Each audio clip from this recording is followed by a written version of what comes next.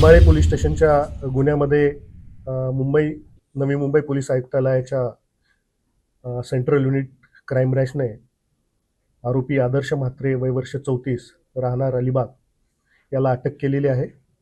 या आरोपीवर महिलांना फसवून त्यांची आर्थिक फसवणूक करून तसंच त्यांना लग्नाचं आमिष दाखवून त्यांच्याशी लैंगिक संबंध प्रस्थापित करून त्यांची फसवणूक केल्याचे वेगवेगळे गुन्हे दाखल आहेत.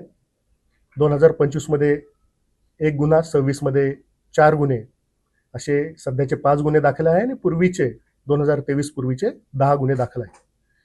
यामध्ये आरोपी हा इस्रोमध्ये सायंटिस्ट आहे किंवा PWDमध्ये उच्च अधिकारी आहे. या प्रकारची बनावट प्रोफाईल मॅट्रोमिनियल साइट्स शादी.com सारख्या आणि टिंडर ॲप या ठिकाणी क्रिएट करून ज्या महिला उच्च शिक्षित आहेत, ज्यांना गल्लेलठ्ठ पगार आहेत आणि ज्या एकट्या आहेत, ज्यांचा डायव्होर्स झालेला आहे, अशा महिलांना आरोपी स्वतःच्या जाळ्यात ओढत होता. त्यांना सुरुवातीला आर्थिक गुंतवणुकीचं आमिष दाखवून त्यांच्याकडून पैसे लाटत होता. महिला सिलेक्ट करण्यासाठी तो पर्टिक्युलरली ज्या महिलांचं बँक अकाउंट ॲक्सिस बँक असेल, HDFC असेल किंवा ICICI असेल, ज्या ठिकाणी इन्स्टंट प्री अप्रूव्ड लोन मिळतं, अशाच महिलांना तो सिलेक्ट करत होता. त्यांच्याशी संपर्क साधून त्यांना वेगवेगळ्या प्रकारच्या फॅन्टसी दाखवून त्यांच्याशी जवळीक तो साधत होता.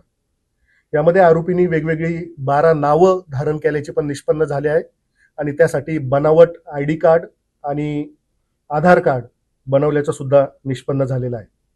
यामध्ये आरोपीने मिळवलेला पैसा हा पंचतारांकित हॉटेलमध्ये हा खर्च करत होता. त्याच पद्धतीने गोव्यामध्ये कॅसिनोमध्ये जाऊन ह्या पैशांनी तो मौज मजा करत होता.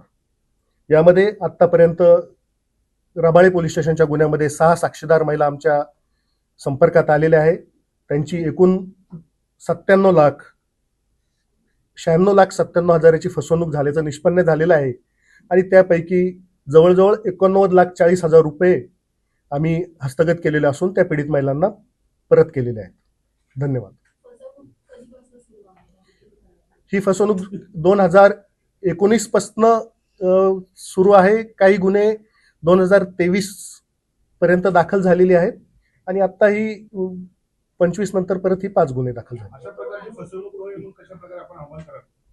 यामध्ये मुख्यतः महिलांना हेच आव्हान आहे की फक्त टिंडर ॲप असेल किंवा मॅट्रिमोनियल साइट्स असेल, यामधल्या प्रोफाईलवर न जाता पूर्ण खातरजमा न करता कोणत्याही पुरुषाच्या आमिषांना त्या ठिकाणी बळी पडू नये.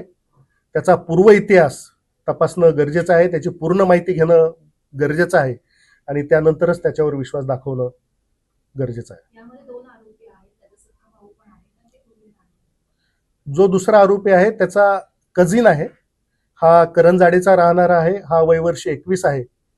आरोपी स्वतःचं कुठलंही बँक अकाउंटमध्ये ट्रान्झॅक्शन करत नव्हता. सर्व बँक ट्रान्झॅक्शन जे आहेत त्याच्या या भावाच्या बँक अकाउंटवर करत होता. पार्डन मी नाही, त्याच्यामध्ये पूर्णतः त्यांनी फेक आपले आयडेंटिटी कार्ड बनवलेले आहे, आपली फेक ओळख बनवलेली आहे.